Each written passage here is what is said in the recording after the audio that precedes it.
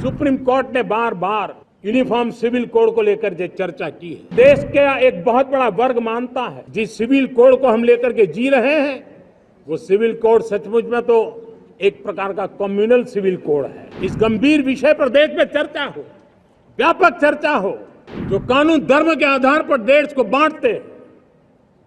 जो ऊंच नीच का कारण बन जाते हैं, ऐसे कानूनों को आधुनिक समाज में कोई स्थान नहीं हो सकता है। हमारे देश में सुप्रीम कोर्ट ने बार बार यूनिफॉर्म सिविल कोड को लेकर जो चर्चा की है, अनेक बार आदेश दिए हैं, क्योंकि देश का एक बहुत बड़ा वर्ग मानता है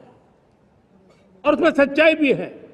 कि जिस सिविल कोड को हम लेकर के जी रहे हैं वो सिविल कोड सचमुच में तो एक प्रकार का कम्युनल सिविल कोड है, भेदभाव करने वाला सिविल कोड है। ऐसे सिविल कोड से जब संविधान के 75 वर्ष मना रहे हैं और संविधान की भावना भी जो हमें कहती है करने के लिए, इसकी सुप्रीम कोर्ट भी हमें कहती है करने के लिए, और तब जो संविधान निर्माताओं का सपना था उस सपने को पूरा करना हम सबका दायित्व है। और मैं मानता हूं इस गंभीर विषय पर देश में चर्चा हो, व्यापक चर्चा हो, हर कोई अपने विचारों को लेकर के आए और उन कानूनों को, जो कानून धर्म के आधार पर देश को बांटते, जो ऊंच नीच का कारण बन जाते हैं, ऐसे कानूनों को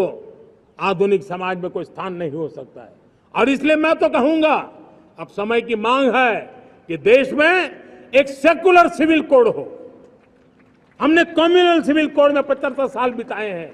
अब हमें सेक्युलर सिविल कोड की तरफ जाना होगा और तब जाकर के देश में धर्म के आधार पर जो भेदभाव हो रहे हैं, सामान्य नागरिक को जो दूरी महसूस होती है, उससे हमें मुक्ति मिलेगी।